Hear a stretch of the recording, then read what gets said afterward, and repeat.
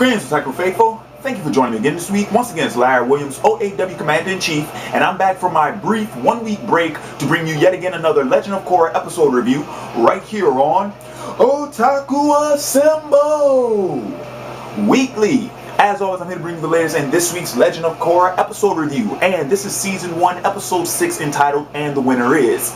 In this week's episode, Korra, Bolin, and Mako managed to make it into the championship match for the Probending tournament. However, they meet opposition when Amon and the rest of his Equalist movement have threatened to pretty much cause chaos and havoc at the championship match. And so the city council, thinking what's best for the safety of Republic City's citizens, decide that they want to shut down the championship match. It's only after Police Chief Beifong gives her personal guarantee to the safety of the citizens at the arena do they decide to go ahead and let the match go. Now, even in the match, Korra and the rest of her team face opposition once again. Matter of fact, they lose that match, but that's due to the fact that the Wolfbats are the 3-time defending champions, and they paid off the refs. They cheated in order to win. However, even after the match was over, that's when Amon made his... Did I say Amon earlier or did I say Mumra? I don't know. I just got done doing my Thundercats review, so I'm like scatterbrained right now. I hope I said Amon earlier. If I didn't say Amon earlier, I apologize, but I meant Amon. Okay. Anywho, it was after the match that Amon decided to make his move, and so pretty much he and his Equalists, they pretty much damn near took everybody out in the arena.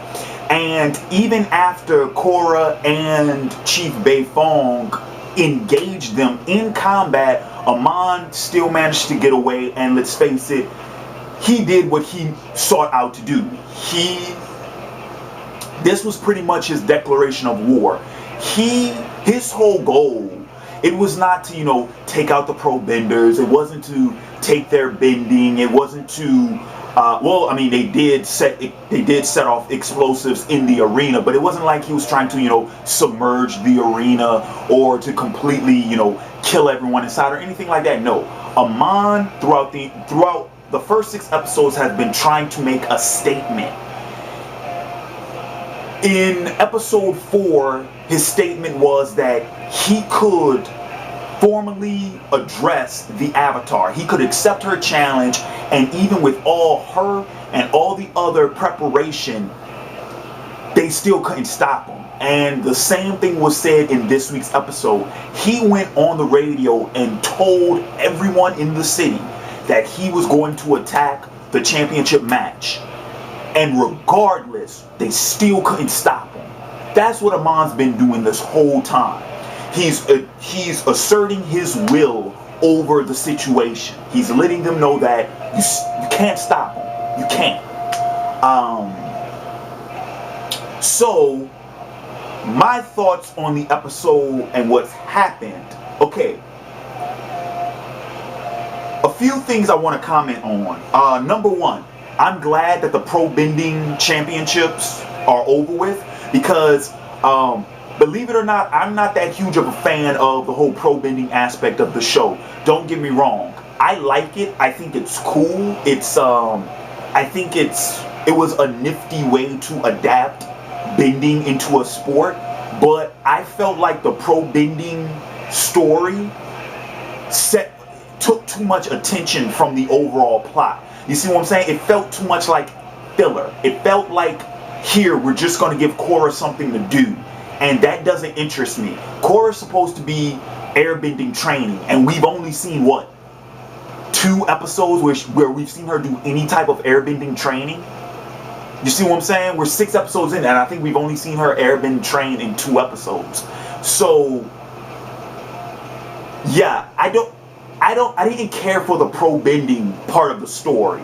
And like I said, it felt like filler. It felt like they were just giving Korra something to do. Instead of giving Korra something to do when she already has something to do, how about trying to find a way to to include Bolin and Mako into the main story more. You know, I would be much more interested in seeing something like that rather than, okay, well, Bolin and Mako, you know, they're the two supporting characters and Korra has to engage with them somehow, so of course she has to be part of the Probending team. You see what I'm saying? I don't care for that. It takes away from the main fucking story, which is Amon, the Equalists, and the pretty much civil war that Republic City is about to find itself in. That's what I care more about.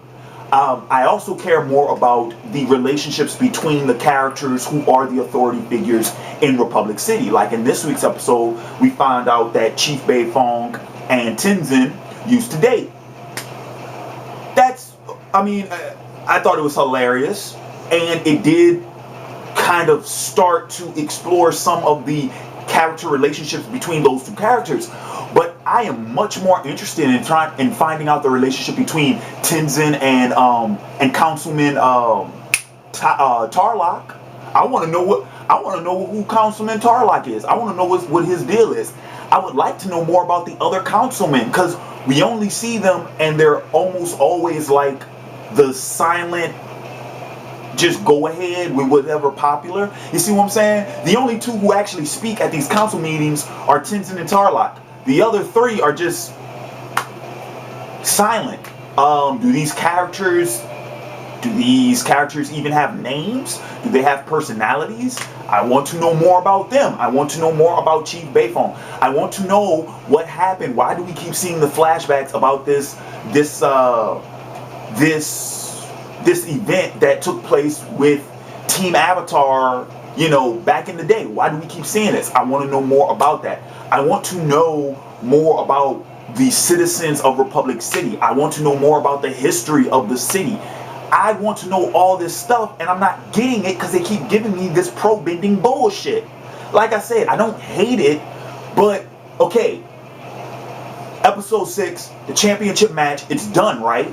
This should be it. So I shouldn't see no more pro-bending for the rest of the season, because it's done. Pro-bending season is over.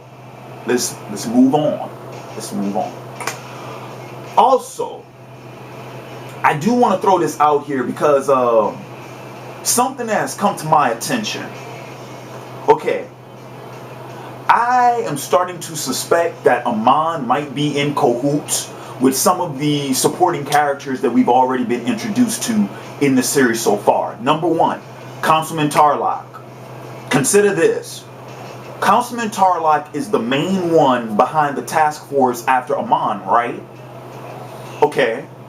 But he was also the one who completely and utterly flip-flopped his decision after him and Tenzin and the rest of the council decided to shut down the arena. When Chief Beifong, you know, protested against it, he immediately switched like that. Why would he do that? Think about it. What if he did that intentionally? Because remember, when Amon found out that the council were going to go ahead with the championship match anyway, Amon said, they're falling right into my plan. He expected them to do that. So wouldn't it be a safe enough assumption? Wouldn't it be a safe enough bet to assume that Tarlok might be in cahoots with Amon? Think about it. He was the one who flip-flopped and convinced well, he didn't really convince the rest of the council, but he was the one who flip-flopped the decision to shut the championship match down. And then he's the one in charge of the task force. Well, if anyone was going to be after Amon, who better than the guy he's in cahoots with? You see what I'm saying? That almost, by having Councilman Tarlok at the head of that task force being in cahoots with Amon, it ensures that Amon will never be captured and he'll never be apprehended. It ensures it. It allows Amon to do what he wants to do without the public thinking that the council's doing nothing about it. It's a win-win situation. Think about it. Also, I'm starting to think that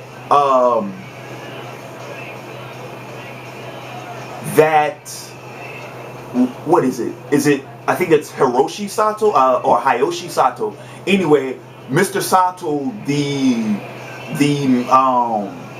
the president, CEO, founder of the Future Mobile company, Asami's father, the guy whose company sponsors the Fire Ferrets. I think he might be in cahoots with Amon as well. And the reason why I say that is this. Amon and his Equalists now have these sort of like taser gloves, these shot gloves that, I mean, they work just like tasers.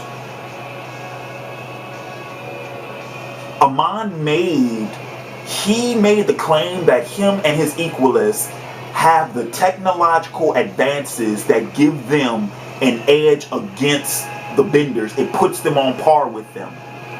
Where would they possibly get that technology, and how would they be able to afford that much unless they had a leader of industrial, an industrialist like Mr. Sato in their pocket? Think about it. How else would they be able to, number one, where would they get them from? And number two, how would they be able to afford it? And who would, like, where? It's not like those things are on the market. It's not like it's something that Mr. Sato sells. You see what I'm saying? Someone has to be making those. Someone who clearly knows what they're doing. So, who else but Mr. Sato? Something else to think about. But other than that, it was a pretty good episode. I especially like like I said, I liked all the, the whole, reveal about Tenzin and Chief Beifong's relationship. I also liked the whole little competitive rivalry that has developed between Korra and the captain of the Wolfbats. And then, of course, I liked the action sequence at the end. I thought it was really well animated. But like I said, can we get past the Probending now and let's get on with the meat of the story? Because that's what I'm here for. So all in all, good episode. If you guys haven't checked it out yet, give it a whirl. I like it. And I'm looking forward to next week. I really wish they would do previews for next week's episode, but alas, they don't. Pisses me off to no end. I didn't even see a commercial for next week's episode. So with that being said, I'm gonna go ahead, wrap this review up.